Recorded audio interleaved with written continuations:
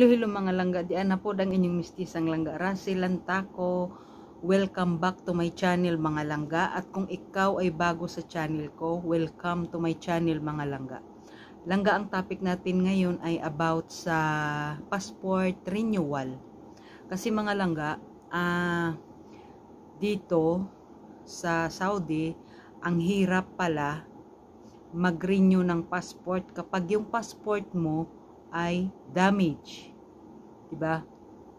So, nung nagpa-renew ako ng passport mga langga, diretsahan na to langga, wala ng intro kasi alam mo na yung ating viewers, kapag matagal yung intro natin, umaalis sila, kaya diretso na agad, wala nang patumpik-tumpik pa.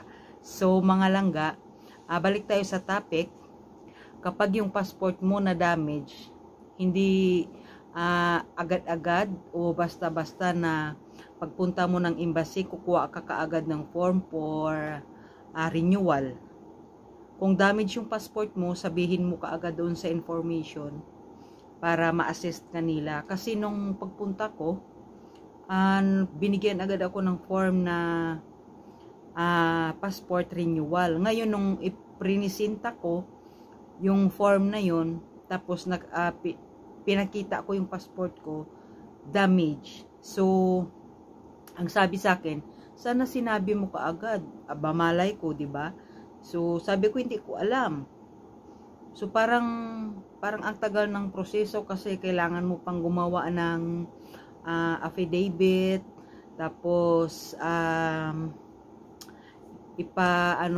ipatawag dito yung panotary mo pa, tapos saka ka palang aprobahan ng renewal, di ba? So dubli-dubli ang bayad mga langga. Imbis na magbayad ka ng renewal lang, nagbayad ka pa ng notary. So tapos pasapasahan kung saan ka, o punta ka doon sa window ganito, punta ka doon sa window ganyan. So ang ending mga langga, nung pumunta ako doon, sa dami ng tao, alam nyo, naubos na yung mga tao doon sa loob ng embassy. Ako na ang natira, pinaka-last, bago ako pinicturan. Diba? So, ganun, kahirap mga langga, kapag yung passport mo na-damage dito. Tapos, syempre, hinihingian ka ng affidavit, tatanungin doon kung bakit nasira, sino nagsira, diba? Ako naman, syempre, sabihin ko yung totoo, kung bakit nasira. Hindi ako ang nagsira, 'di ba? Kundi yung may hawak ng passport ko.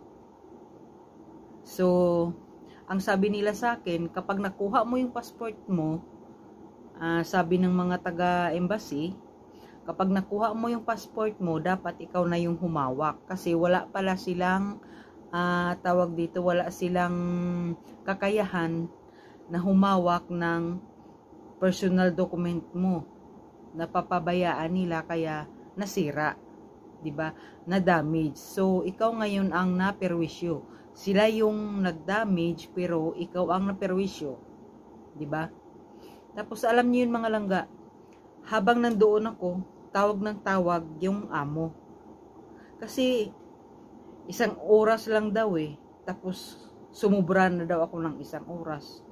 So ang sabi ko sa kanya, hindi naman ako VIP, 'di ba? Na para asikasuhin agad doon.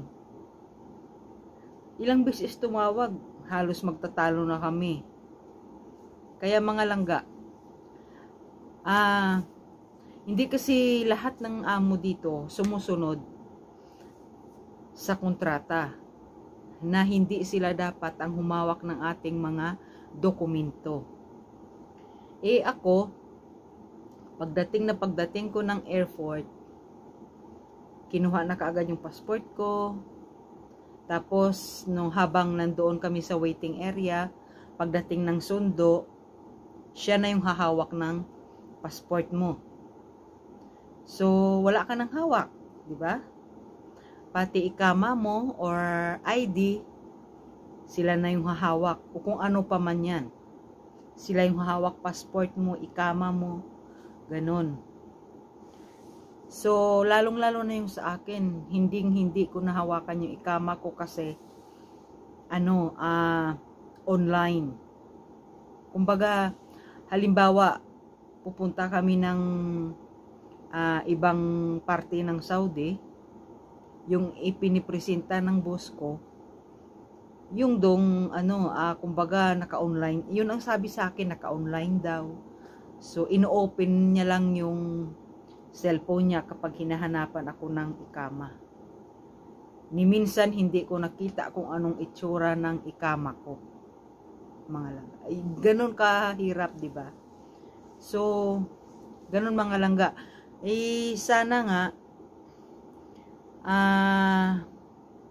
mabigyan ng, alam mo yun, ng boses tayo or karapatan na tayo ang humawak ng mga personal na mga papel natin. Kaso, hindi hanggang kontrata lang, hanggang pirmahan lang doon, pero hindi naman talaga sinusunod.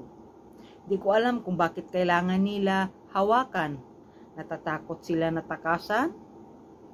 O ano pa man dyan ang gagawin ng mga OFW? So, para sa akin kasi, opinion ko lang naman to, alam naman natin na bawal yun Bakit natin gagawin na halimbawa may hawak tayong passport? Hindi naman basta-basta tayo makakaalis kung hindi tayo bibigyan ng exit visa, di ba? So, sa madaling salita, wala silang tiwala. Ganun lang yun mga langga. Ganun kahirap mga langga kapag yung passport mo damage. At hindi sila yung haharap doon, kundi ikaw.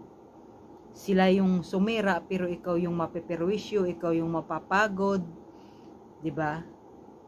So, para sa akin, tama din naman yung sinabi nung nasa embassy. Pero hindi ko alam kung papayag sila na ako na ang hahawak ng passport ko kapag nakuha ko. At isa pa mga langga, grabe ang tagal kapag nag-renew dito. Alam niyo kung bakit? 45 days. 45 days yung bago makuha yung passport mo. Ganun mga langga. 'Di ba?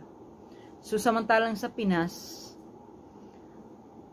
15 days lang.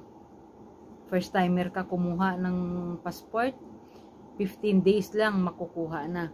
Dito renewal 45 days. Ganun katagal mga langga. Kaya 'di ba, perwisyo pag aasikaso mo pa lang sobrang hirap na. Tapos ang tagal mo din makuha. Pero okay lang, at least mapalitan na, damage So dapat magbabakasyon sila kasama ako, hindi na natuloy dahil nga nasira yung passport, hindi naman nila kaagad pinaasikaso. So, yun. Na-pending ang bakasyon nila. So, ganun lang mga langga na share ko lang kasi parang, alam mo yun, medyo masama yung loob ko sa kanila. Disappointed ako dahil yun nga, hinawakan nila yung personal na dokumento ko pero hindi naman nila inayos or hindi nila hinawakan or itinabi ng maayos, 'di ba? So ganun ang nangyari mga langga. So na-share ko lang mga langga. Hanggang dito na lang. Ito ang inyong mistisang langga Rasilan Taco. Baka may magtataka na naman dyan na sinasabi kong mistisa ako. Baka sabihin naman, mistisa hindi naman maganda, hindi naman maputi. Yung mga ganon mistisa. Hindi po ako mistisa sa beauty. Mistisa po ako sa lingwahe kasi kalahating Cebuana at kalahating Ilongga, kaya mistisa, di ba? Hanggang sa muli mga langga, paalam!